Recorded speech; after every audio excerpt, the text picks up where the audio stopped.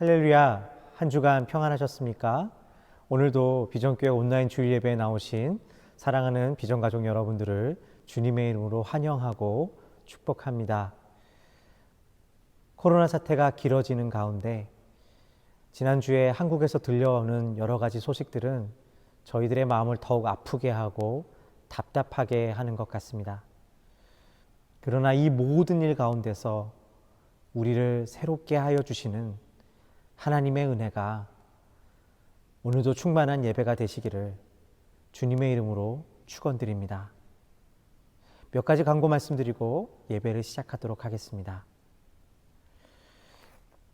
2020년도 비전키즈 여름성경학교가 8월 28일부터 30일까지 온라인으로 진행되어집니다. 요나서의 말씀을 가지고 빅피쉬 베이라는 주제로 열리게 되는 이번 여름성경학교 가운데 어려운 상황을 견디고 있는 사랑하는 저희 비전교회 자녀들과 가정들이 새롭게 소생되어지는 그런 은혜가 있게 되시기를 주님의 이름으로 축원드립니다. 이 일을 위해서 애써주시고 함께하고 계시는 목사님과 선생님들이 계십니다. 여러분들 이분들의 수고를 잊지 말아 주시고요. 함께 기도해 주셨으면 좋겠습니다.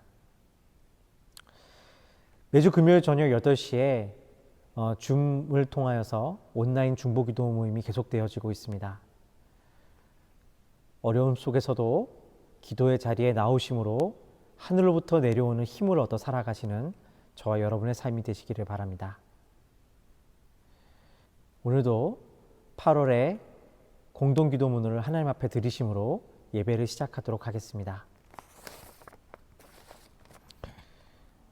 긍휼의 주님, 오늘과 같은 고통스러운 날들 속에서도 우리의 아픔과 눈물을 하시고 함께하여 주심에 감사를 드립니다.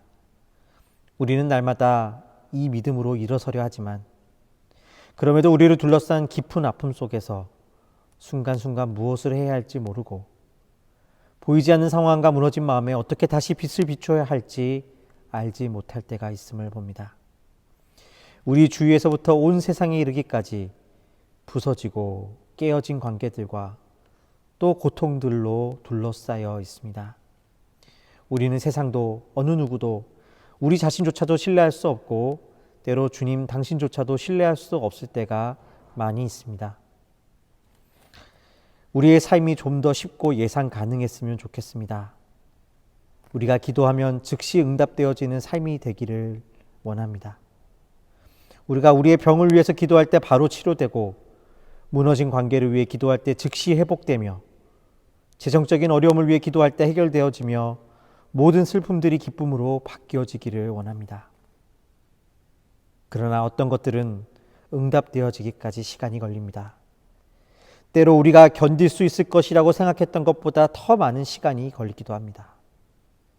또 어떤 문제는 최선을 다한 노력에도 불구하고 해결되지 못하는 것 또한 봅니다.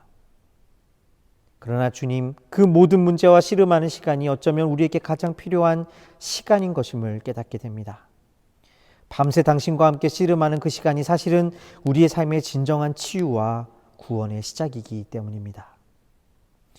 오직 우리가 상처 입을 때 당신의 은혜가 하나님을 만나는 그 시간이 우리 삶에 찾아올 수 있음을 봅니다. 오직 그 시간을 통해 우리에게 진정한 새로운 소망과 축복의 내일이 찾아오기 때문입니다. 주님, 저희와 또 이 땅에 지금 많은 고통받는 이들 가운데 이 은혜 안에서 새 날을 열어 주옵소서. 전염병으로 인하여 고통받는 환자들과 그들을 돕는 의료 종사자들, 이 순간에도 생업의 현장에서 고군분투하는 이들, 아이를 기르며 가정을 지키는 부모들, 그 모든 이들이 이 주님의 시간에 예수 그리스도의 십자가와 함께 새로운 소망으로 부활하게 하소서. 우리 주 예수 그리스도의 이름으로 기도드립니다. 아멘.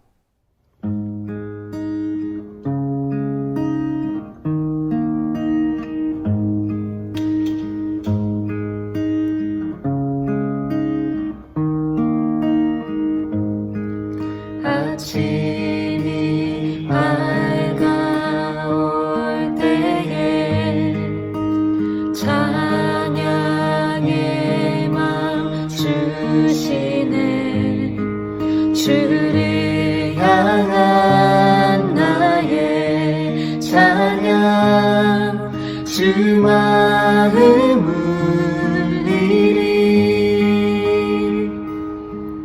아침이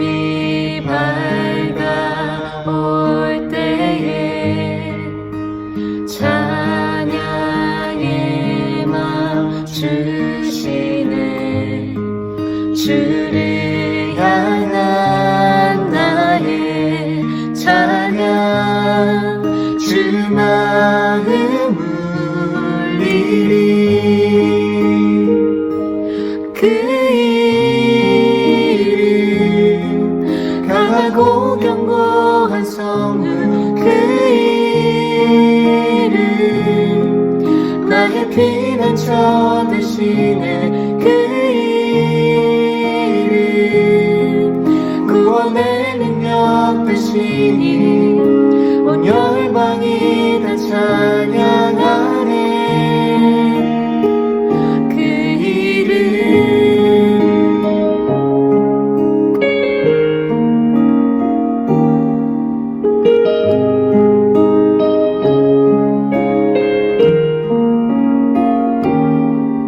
아침이 밝아올 때에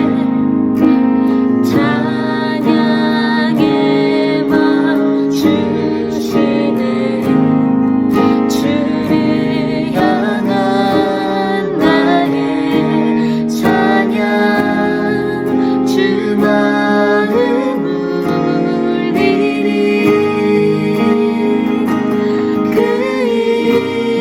이름 강하고 견고한 성문, 그 이름 나의 피난처 되시네. 그 이름 구원의 능력 되시니 온 열방이 다 찬양하네. 그 이름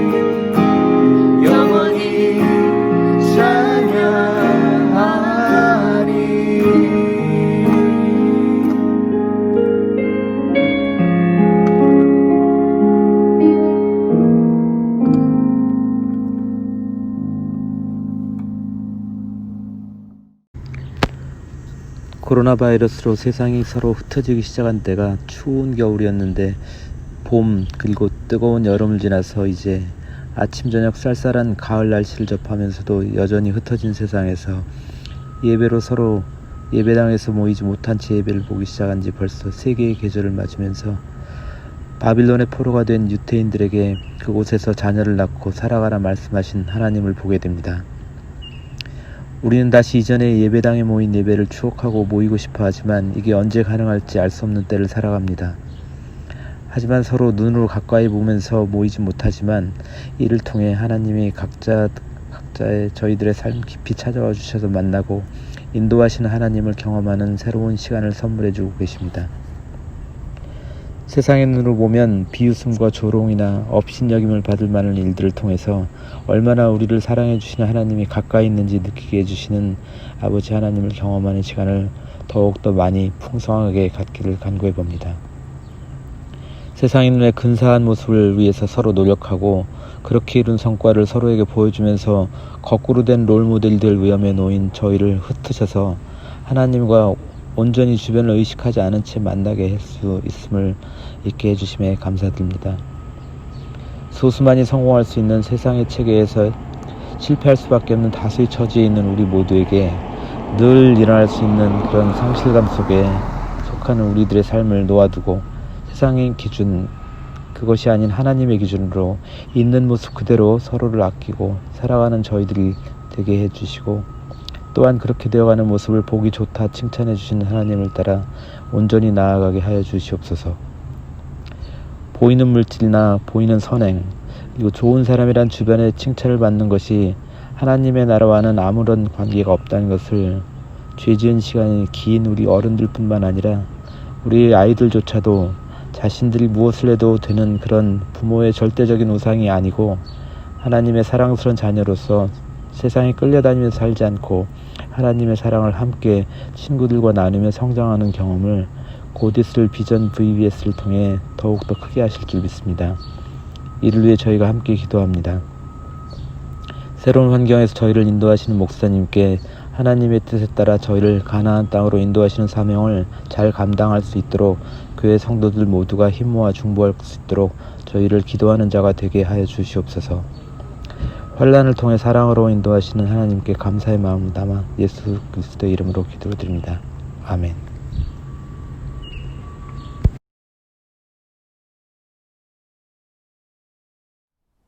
오늘 우리에게 주시는 하나님의 말씀은 요나서 1장 1절로 3절까지 말씀과 4장 1절로 11절까지의 말씀입니다. 요나서 1장 1절부터 3절 그리고 4장 1절부터 11절까지의 말씀을 제가 대신 읽도록 하겠습니다. 여호와의 말씀이 아미떼의 아들 요나에게 임하니라. 이르시되 너는 일어나 저 큰 성읍 니느웨로 가서 그것을 향하여 외치라. 그 악독이 내 앞에 상달되었음이니라 하시니라. 그러나 요나가 여호와의 얼굴을 피하려고 일어나 다시스로 도망하여 하여 욥바로 내려갔더니 마침 다시스로 가는 배를 만난지라. 여호와의 얼굴을 피하여 그들과 함께 다시스로 가려고 백삭을 주고 배에 올랐더라. 요나가 매우 싫어하고 성내며 여호와께 기도하여 이르되 여호와여 내가 고국에 있을 때 이러하겠다고 말씀하지 아니하였나이까. 그러므로 내가 빨리 다시스로 도망하였사오니 주께서는 은혜로우시며 자비로우시며 노하기를 더디하시며 이내가 크시사 뜻을 돌이켜 재앙을 내리지 아니하시는 하나님이신 줄을 내가 알았음이니이다. 여호와여 원하건대 이제 내 생명을 거두어 가소서. 사는 것보다 죽는 것이 내게 나음이니이다 하니 여호와께서 이르시되 내가 성내는 것이 옳으니 하시니라. 요나가 성읍에서 나아가서 그 성읍 동쪽에 앉아 거기서 자기를 위하여 초막을 짓고 그 성읍에 무슨 일이 일어나는가를 보려고 그 그늘 아래에 앉았더라. 하나님 여호와께서 박넝쿨을 예비하사 요나를 가리게 하셨으니 이는 그의 머리를 위하여 그늘이 지게 하며 그의 괴로움을 면하게 하려 하심이었더라. 요나가 박넝쿨로 말미암아 크게 기뻐하였더니 하나님이 벌레를 예비하사 이튿날 새벽에 큰 박넝쿨을 갉아먹게 하심에 시드니라. 해가 뜰 때에 하나님이 뜨거운 동풍을 예비하셨고 해는 요나의 머리에 쪼임에 요나가 혼미하여 스스로 죽기를 구하며 이르되 사는 것보다 죽는 것이 내게 나으니이다 하시니라. 하나님이 요나에게 이르되 내가 이 박넝쿨로 말미암아 성내는 것이 어찌 옳으냐 하시니 그가 대답하되 내가 성내어 죽기까지 할지라도 옳으니이다 하니라.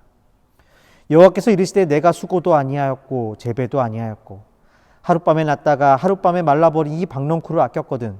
하물며 이 큰 성읍 니느웨에는 좌우를 분별하지 못하는 자가 12만 명이요 가축도 많이 있나니 내가 어찌 아끼지 아니하겠느냐 하시니라. 오늘 우리에게 주시는 하나님의 귀한 말씀입니다.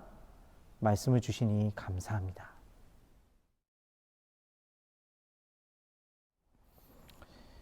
여러분들께서 다 아시다시피 돌아오는 주에 저희가 2020년도 BBS를 진행하게 됩니다. 이번 BBS의 주제가 요나서를 중심으로 말씀이 나누어지게 되는데요. 저희가 함께 이 BBS에 동참하는 마음으로 오늘부터 2주간 이 요나서의 말씀을 나누고자 합니다. 작년에 한국에서 어린 두 딸을 키우는 친구 목사님과 대화를 하다가 재미있는 에피소드를 한 가지 듣게 되었습니다. 두 딸 아이가 모두 어려서부터 장난감에 대한 욕심이 많고 특히 서로 가지고 있는 장난감에 대한 질투가 많아서 꼭 한 아이의 장난감을 사줄 때는 다른 아이에게도 장난감을 사주고는 했다는 것입니다. 특별히 생일에는 아이가 원하는 장난감을 하나씩 고르게 했는데 큰 아이에게 생일날 아이가 원하는 공룡 장난감을 사주자 작은 아이가 갑자기 따지기 시작하더랍니다. 이건 불공평해라고 말하는 것이죠. 아이에게 너에게는 지난 생일날 이미 내가 원하는 장난감을 사주지 않았니? 라고 말했지만 그것과 이것은 다르지 않느냐며 소용이 없더랍니다. 아이는 계속해서 왜 자기에게는 똑같이 공룡을 사주지 않았느냐며 불공평하다고 이야기하더랍니다. 그 이야기를 듣게 되었을 때 친구 목사님은 이 아이가 공평을 아는 것일까? 공평의 의미라는 게 뭘까? 하는 생각과 함께 하나님께서 우리를 보셨을 때도 이와 같은 마음이시지 않으실까 하는 묵상이 생기게 되었다고 합니다. 자신이 가지고 싶은 것이 주어지지 않았다고 해서 불공평을 말하는 아이는 사실 장난감을 갖는 것에 대한 어떠한 노력도 하지 않았기 때문에 그렇습니다.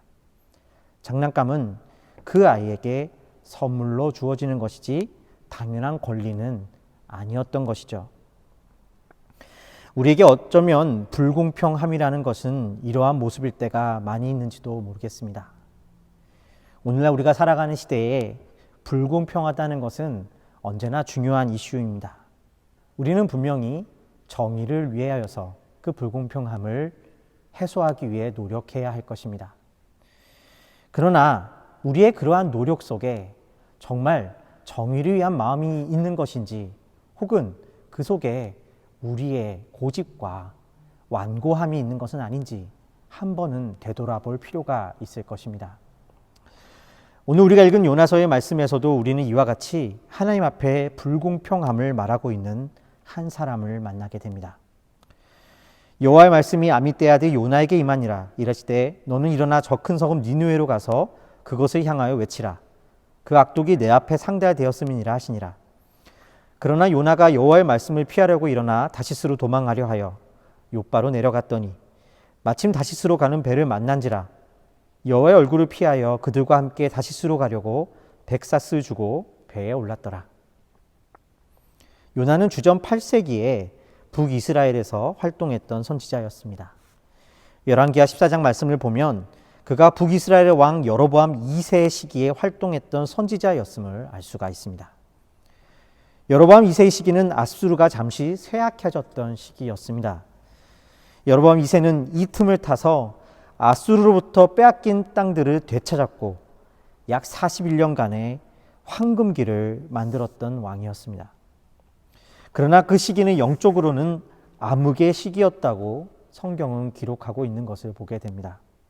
같은 시기에 활동했던 호세아와 아모스 선지자의 말씀을 보면 영토를 되찾은 황금 시기가 곧 그들의 진정한 황금기가 될 수 없으며 또한 그러한 시기는 영원하지 않을 것임을 예언하고 있음을 보게 됩니다. 그러나 그럼에도 불구하고 요나는 하나님의 은혜로 이스라엘이 여로보암 2세 시기에 땅을 되찾게 될 것임을 예언하였음을 보게 됩니다. 하나님은 그의 백성 이스라엘로 다시금 부흥시키시고 아수르로부터 구하실 하나님이심을 말하였던 것입니다. 요나가 얼마나 하나님과 하나님의 백성 이스라엘을 향한 열정이 있었던 사람이었는지를 알 수가 있는 대목입니다.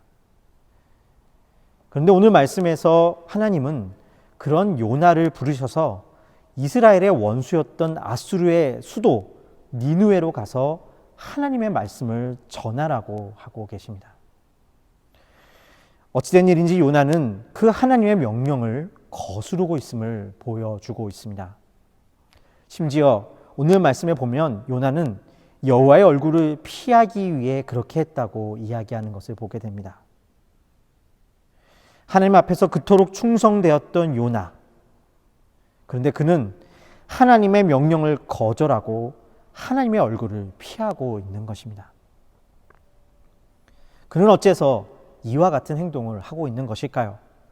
니느웨로 가는 것보다 다시스로 가는 것이 안전해 보였기 때문이었을까요? 혹은 그가 믿음이 없었기 때문이었을까요?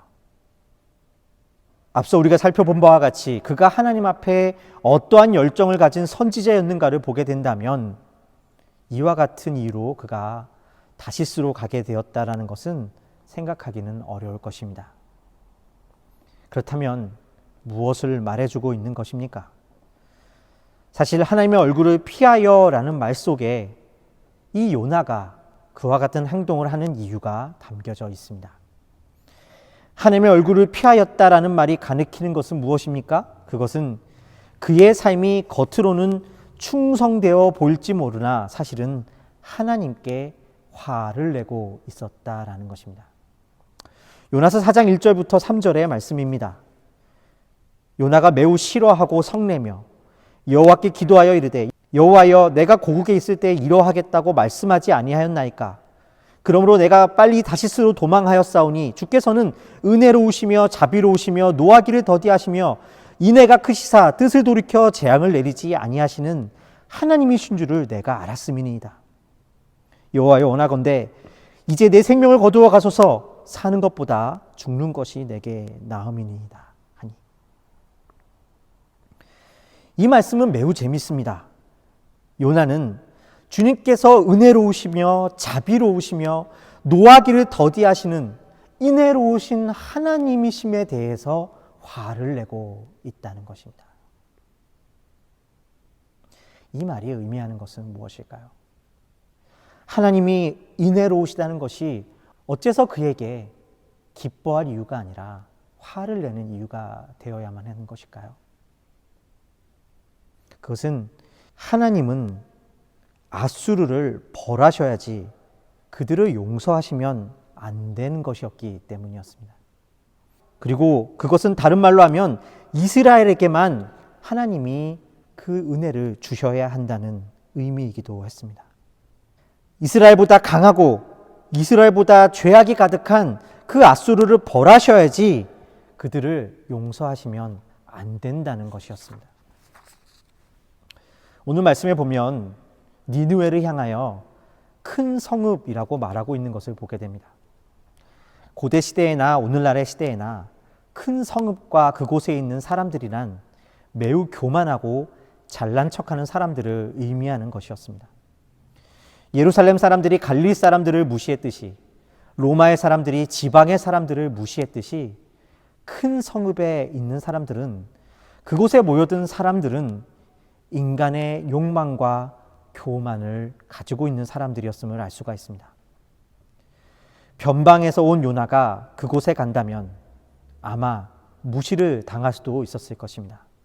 그러나 무엇보다 요나의 생각에는 그러한 욕망에 가득 차고 교만한 인간들인 니느웨의 큰 성읍에 있는 사람들에게 고귀한 하나님의 말씀을 전하는 것이란 돼지에게 진주를 던져주는 것과 같은 것이라고 생각했을 것입니다. 그뿐만이 아닙니다. 그곳은 무엇보다 아수르의 수도였습니다. 앞서도 이야기했지만 아수르는 이스라엘을 꽤나 오랜 시간 괴롭힌 나라였습니다. 잔인하고 또한 강력했던 아수르는 무자비하게 정복민들을 다루었고 이스라엘 민족은 그들에게 순환을 당해야만 했습니다. 아수르와 그 땅의 심장 니누에는 이처럼 이스라엘의 원수였고 불의한 이들의 대명사였습니다. 하나님의 은혜가 어울릴 만한 민족이 아니었던 것이죠. 적어도 그들은 불쌍해 보이는 작은 나라가 아니었습니다. 하나님의 용서가 필요하기보다는 하나님의 심판이 마땅한 민족이었습니다. 그들에게는 일말의 동정심을 가질 만한 가치가 있어 보이지 않았던 것입니다. 교만하고 힘있고 잘 나가는 사람들이었기 때문입니다. 그런 이들에게 하나님의 자비가 필요하다고 말할 수 있는 것일까요? 하나님이 그들을 사랑하시고 용서하신 것이 말이 되는 것일까요? 그래서 요나는 니느웨로 가지 않은 것입니다.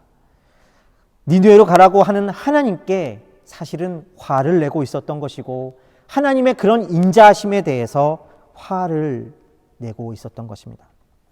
그에게 믿음이 없어서도 아니고 자기에게 편한 길을 가기 위해서도 아니었습니다. 니느웨와 같은 곳에 하나님의 은혜는 합당한 것이 아니었기 때문이었습니다. 그것은 불공평한 것이었습니다.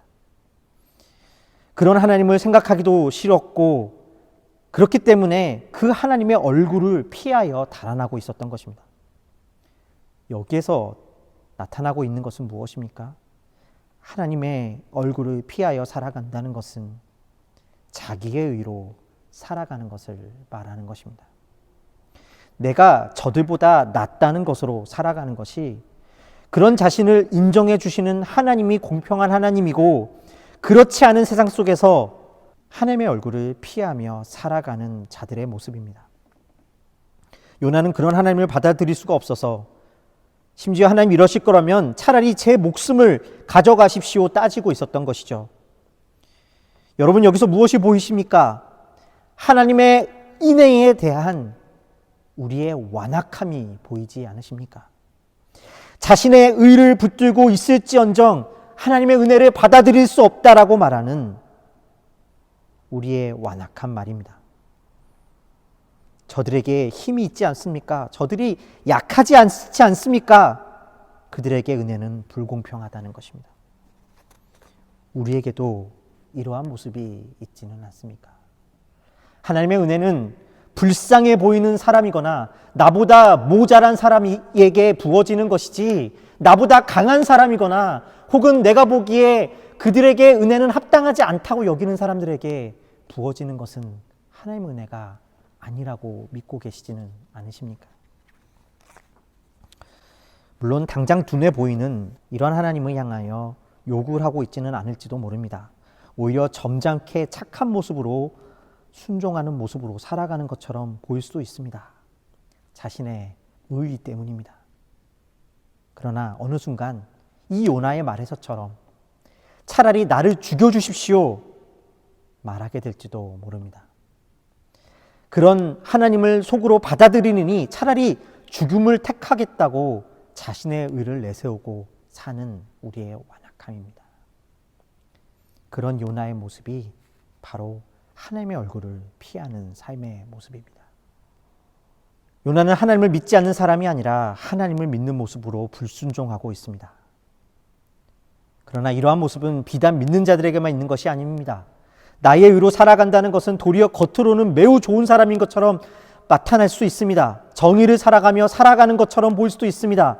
그러나 내적으로는 자신이 중요하게 여기는 가치 앞에서 자신이 인정받지 못하거나 불공평하다고 느끼면 예민하게 반응하게 됩니다. 그리고 사실은 자신이 중요하게 여김받지 못하는 것에 문제가 있음에도 그것을 정의의 문제로 가져가는 것입니다. 물론 하나님은 공의로운 분이십니다. 오늘 말씀에서도 하나님은 니느웨의 악독을 간과하고 계시는 분이 아님을 보여줍니다. 그리고 이 요나로 하여금 그들의 악독함을 이야기하라고 보내고 계신 것을 보게 됩니다. 그와 같이 우리도 이 세상의 악독함을 말하지 말라는 뜻이 아닙니다. 문제는 우리가 그러한 공의를 내가 그들보다 나음을 보여주는 도구로 사용하고 있다는 데 있는 것입니다. 하나님이 저런 이들의 편일 수는 없다는 것입니다. 하나님이 그들에게 있을 수는 없다는 것입니다. 그래서 그들은 내가 마땅히 미워해도 되는 집단이 되는 것이고, 니느웨는 바로 내가 적어도 미워할 수 있는, 미워해도 되는 사람들이 되는 것입니다.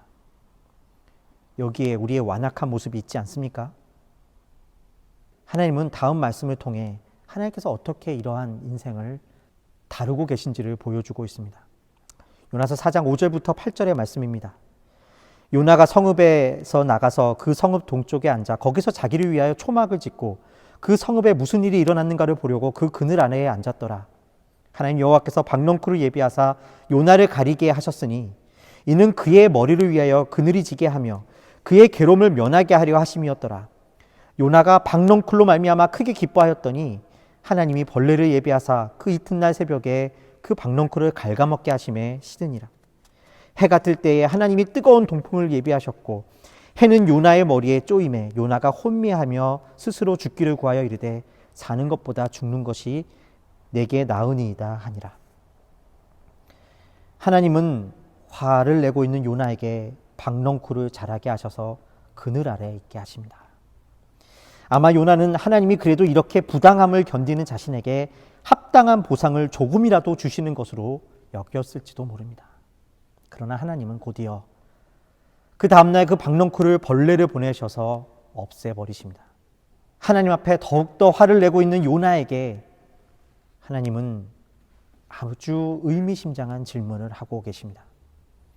하나님이 요나에게 이르시되 내가 이 박넝쿨로 말미암아 성내는 것이 어찌 옳으냐 하시니 그가 대답하되 내가 성내어 죽기까지 할지라도 옳으니이다 하니라. 여호와께서 이르시되 내가 수고도 아니하였고 재배도 아니하였고 하룻밤에 났다가 하룻밤에 말라버린 이 박넝쿨을 아꼈거든. 하물며 이 큰 성읍 니느웨에는 좌우를 분별하지 못하는 자가 12만여 명이며 가축도 많이 있나니 내가 어찌 아끼지 아니하겠느냐 하시니라. 박넝쿨을 없애신 하나님의 모습은 무엇을 보여주고 있는 것일까요? 바로 요나에게 하나님의 주권을 묻고 계신 것입니다. 박넝쿨은 요나의 것입니까? 그에게 그것을 받을 만한 마땅한 권리와 자격이 있는 것입니까? 아닙니다. 하나님이 주권자이십니다. 요나가 아닙니다. 다시 말해 요나가 하나님이 아닙니다. 자신이 주장하는 요나의 은은 니느웨보다 나은 은은 그저 한낱 박넝쿨일 뿐입니다. 그 또한 죄인입니다. 그러나 이 일을 통해 알게 되는 것은 무엇입니까?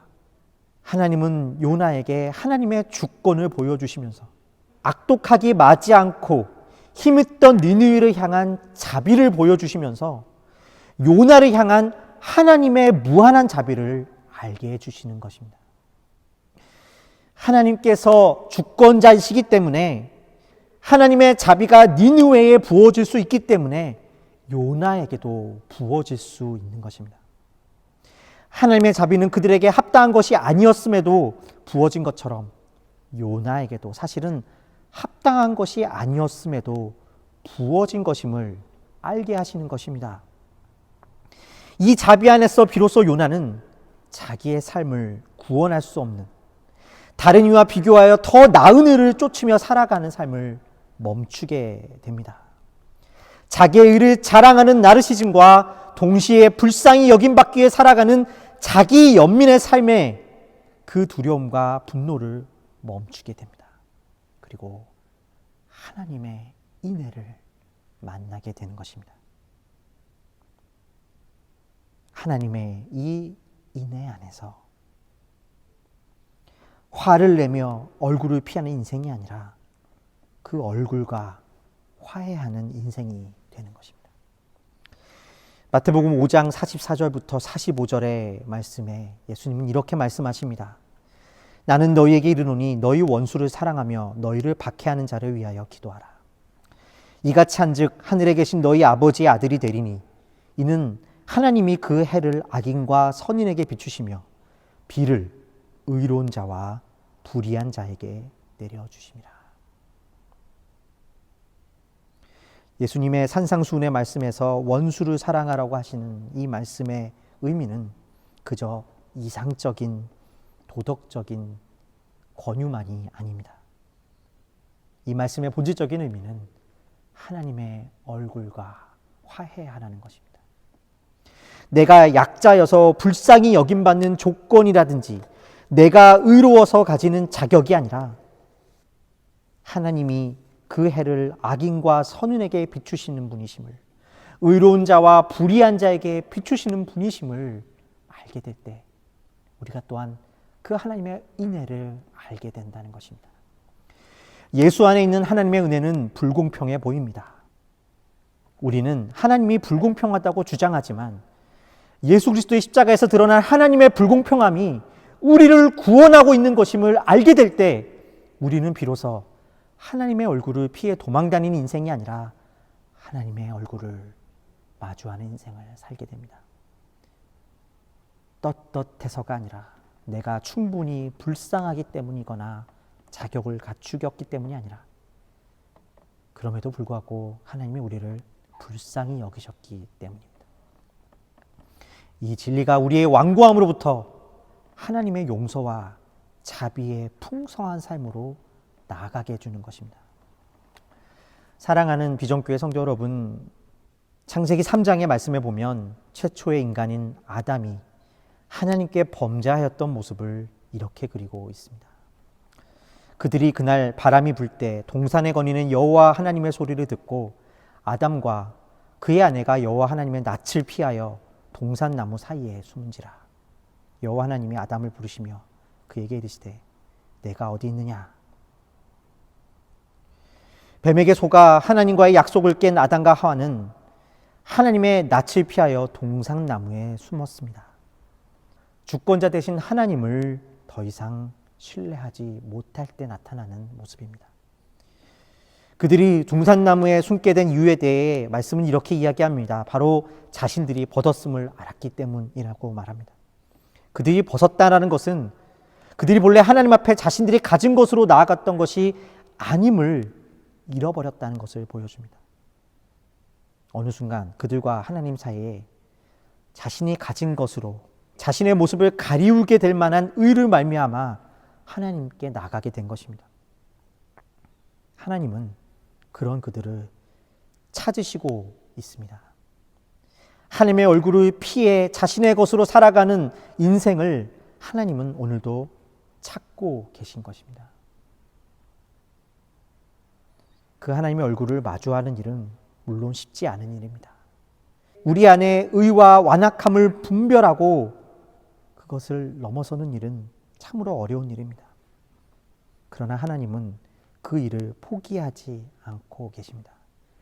예수를 우리 가운데 보내신 그 사건이 이런 하나님의 찾으심을 우리에게 말씀해 주고 계신 것입니다. 때로 하나님과 요나처럼 대면하여 화를 내며 나아가게 되기도 할 것입니다. 하나님의 사랑 앞에서 우리의 완고함과 부딪혀 나갈 것입니다. 그러나 하나님은 그런 요나를 니누에 가운데로 인도하셨듯 우리를 그렇게 우리의 니누에로 인도하실 것입니다. 그리고 그곳에서 하나님의 자비를 알게 하시고 하나님의 얼굴을 보게 하실 것입니다. 우리의 니누에는 어디입니까? 우리를 불공평함의 복음 가운데서 가르치시고 그 속에서 하나님의 인애를 만나게 하시는, 그래서 우리의 종교적인 삶, 율법적인 삶을 넘어 풍성한 생명의 삶으로 인도해 내실 주님의 은혜가 여러분에게 그리고 저에게 함께 하시기를 주님의 이름으로 축원드립니다. 함께 기도하시겠습니다. 고맙고 감사하신 아버지 하나님, 여호와의 낯을 피하는 우리의 인생의 모습을 보게 하여 주셔서 감사합니다. 하나님의 사랑을 받아들이지 못하는 완고함 때문에 우리가 하나님의 낯을 피하며 살아갑니다. 우리의 의를 내세우며 차라리 그 하나님 그 인애를 받아들이니 내가 죽고 말겠습니다 싸웁니다. 주님, 그러나 그 은혜로 말미암아 예수와 함께 우리가 죽고 예수와 함께 부활하는 인생이 되게 하여 주시옵소서. 감사 찬양을 드렸고 우리 주 예수 그리스도의 이름으로 기도하였습니다. 아멘.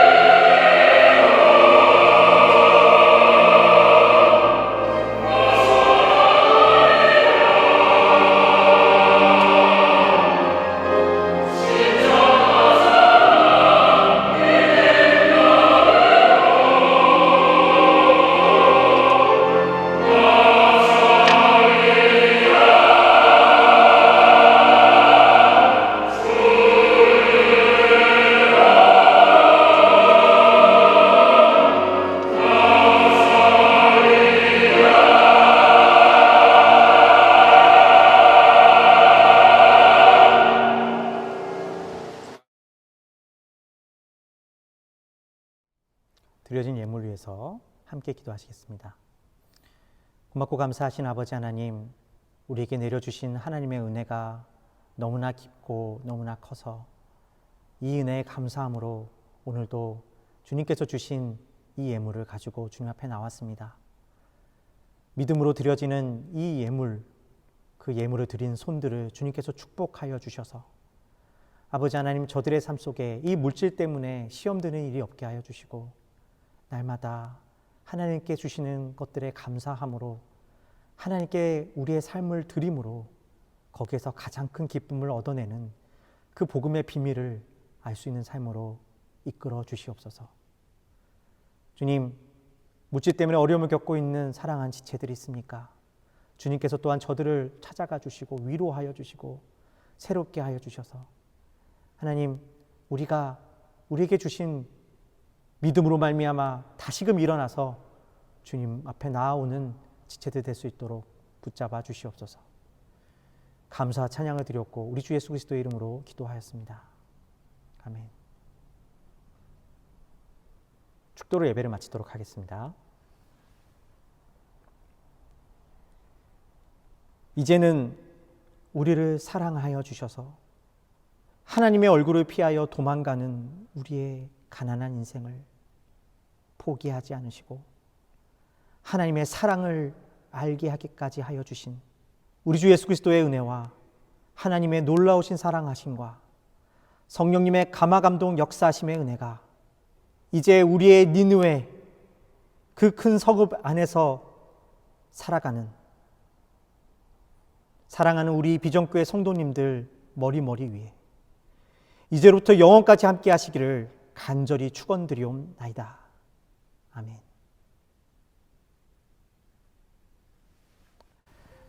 예배를 마쳤습니다. 오늘도 우리의 삶의 니느웨의 환경 속에서 하나님의 은혜를 더 깊이 알아가시는 축복이 저와 여러분의 삶에 함께 하시기를 주님의 이름으로 축원드립니다.